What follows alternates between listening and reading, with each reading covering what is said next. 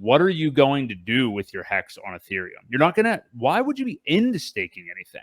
You're going to hold it at the very least. Even if it was liquid, I would be holding it because it's down in relation to the other hex. And I think we could easily see closer to parity. I'd rather just stake it out. Why wouldn't you?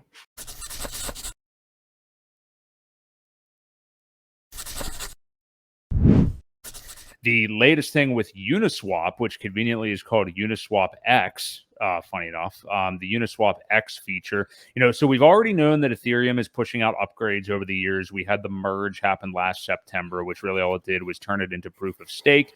Didn't really correct the fee thing or anything, but we have the purge and the surge and the splurge and the all that stuff coming up. And I'm actually not kidding. That's really what they are called over the next couple of years. So we'll see how that goes. But Uniswap, the main DEX on Ethereum, the UniswapX feature. So what it is an update basically where they are claiming there will be no failed transaction fees, which is a huge pain in the ass. I mean, if you've ever had a transaction fail and then also had to pay the gas fee, it's not fun. Doesn't feel too good. They say that they're going to have cross-chain swapping and bridging coming eventually as well.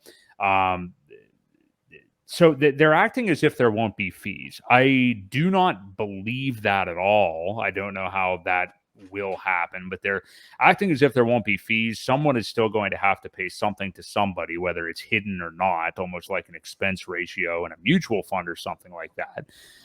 But how much have you really looked at this, Ewok? And, I'm sure these will be slow to release, and there is this narrative of Ethereum. We've seen so many times over the last couple of years, whether it's a new L1 or a new L2 or whatever. Oh, EOS, the Ethereum killer. Solana, the Ethereum killer, which is now basically dead. All these different things that are coming to kill Ethereum. When eventually the language... even though you may not like this token, but a layer 2 like Polygon Matic has taken more of an approach of like trying to work with Ethereum, be a layer 2, Arbitrum, Optimism, all this other crap like that being layer 2s. But what do you would think? I mean, could there be, if this is all as nice as it sounds right now, could this actually pose more of a threat to PulseX if Ethereum and Uniswap figure some of their shit out? What about the improvement of fees eventually on ETH? Well, this is the second part of my question. I'll get there in a minute. But is there a threat to PulseX here? On the other side, just the positivity of this potentially coming to Uniswap. What do you think?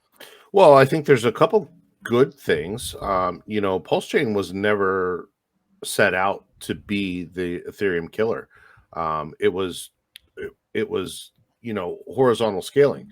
It was designed to help everybody with the fees and give them another place to transact the exact same thing. So, I hope they get the fee situation figured out. If the guys from Ethereum can launch it and update the network with it, well, that means PulseChain will be able to merge that right in too, because it's essentially a code clone of Ethereum code. So, I think that's bullish. Anything that Ethereum does as far as upgrades go, we can merge right into PulseChain. It's good for everybody. I don't know that the goal though was to be feeless completely. I didn't hear that part of it. Other than the failed transactions, you wouldn't have a wasted fee. Right. I don't know that they will have feeless though. You're going to have to pay gas. All transactions require gas. There is only one instance that I know where you can submit a transaction like that and that's by limit order. I remember, we were using matcha.xyz setting limit order. And then, the person that market sells when you're buying will pay the transaction fee and you don't have any. So, that's always a good way to save yourself on fees when they do get high, and that's use limit orders. So keep that in mind as well. But yeah, I mean, everybody doing upgrade, it's good. It's bullish for everything. If there's ways they can make it faster, if there's ways they can make it cheaper, any of those are bullish. I know a lot of people had told Richard, hey, you might as well just launch PulseX on Ethereum. Why not? Why not put it over there too? If you can keep the fee structure down, the buy and burn over there somehow. I don't know how that would work. If you could have a PulseX on the Ethereum chain as well. It would get a little confusing probably, but right. Yeah, but any upgrade like that is good and bullish. It means people are working on things, looking to improve. Always a good sign. So I do like the fact that hopefully there are no failed transactions in the future, or if there are failed transactions, you don't lose the fee. That no transaction, no fee would be nice. Yeah. Yeah, that would definitely be good.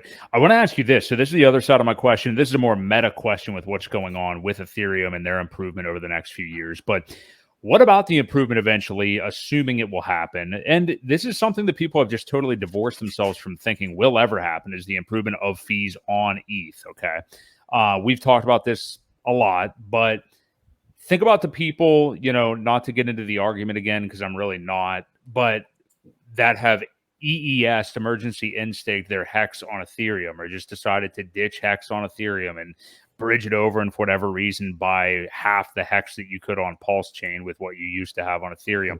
What if the fees on Ethereum do improve, and maybe the narrative of it being like the whale hex chain doesn't totally pan out, even though I do think it's going to be potentially the better one for staking in terms of getting a larger piece of the stake pie, if you will. But yeah, what do you think about that? Because what if there is a day where I don't think we ever see ETH fees get down to where PulseChain or something like that is right now. But what if instead of top of bull market, you're paying $30 to, do a swap or something like that? It's sub 10, or in the environment that we're in right now, instead of certain things being $10, it's below $5 for everything right now. I mean, if it gets much more tenable, I mean, what do you think about people that just decided that I'm done with hex on Ethereum? I think it's their loss, and I don't think they should be doing that. We've talked about it many times. Johnny was on stream where you should not pick a winner. If you have a little bit of everything, then you don't do the wrong thing. Yeah. Vitalik has said himself it shouldn't cost more than 5 cents to do a transaction. He said that. I don't know if he changed his worldview. I see Elon has a affection for hex. I see he does. I just went ahead and see that tweet. Yeah, I just put it in the chat a few minutes ago. Interesting. Sorry, I was a little distracted by that. It's gonna. He clearly does not mean hex of the crypto variety. Well, how do you know that? Read the thread. I was reading that part. I was reading who he was replying to, but it doesn't fucking matter. That's the beautiful thing about this, right? And about Twitter is this community is going to completely take it out of context. Absolutely. Throw it everywhere. And before you know it, he may actually talk about hex. So that's right. I guarantee we get a pump out of this right now. I guarantee. We could. And I retweeted it just now too, just because he said I have a fondness for hex. Yeah. But anyway, I'm sorry. Yeah. You have to. What were we talking about? I don't know. The fees and if people are going to regretting it. Yeah. I mean, it's the same dumb thing we're always talking about. It's just I don't know why these people are so. It's just it's the equivalent of selling. It is selling at the bottom. It's just oh yeah, get out of. Why would you do that? At the very least. I've been watching Corey Gary and Money Talks with Dane here or there. Those guys are cool. They stream a couple of times a week, I think. And, I think they have a good perspective on it, because they're saying they're more confident in hex on a PulseChain, which I would probably even say that. But what are you going to do with your hex on Ethereum? You're not going to, why would you be into staking anything? You're going to hold it at the very least. Even if it was liquid, I would be holding it, because it's down in relation to the other hex. And I think we could easily see closer to parity. I'd rather just stake it out. Why wouldn't you? Yeah. No, I agree.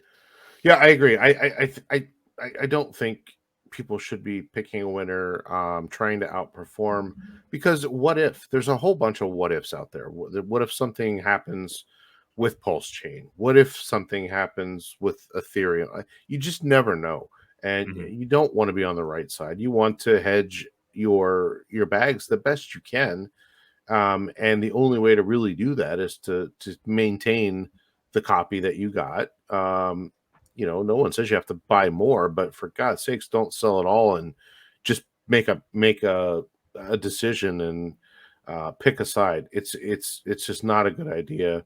Yeah, you have a pretty good chance of being wrong if you do it that way. So yeah, and it's going to run. I mean, like as soon as things start getting bullish here, eHex is going to have a few days that blow people away, and everybody's going to be FOMOing back into it. It's going to happen. Yeah. So, definitely not something to ignore. I don't think so. I said Johnny Chaos, and look at that, he showed up. What is with that? Yeah, he must have an algorithm out there that yells at him when someone says his name. I think he's in Elon Musk's ear. Actually, I think he probably got him to send that tweet. So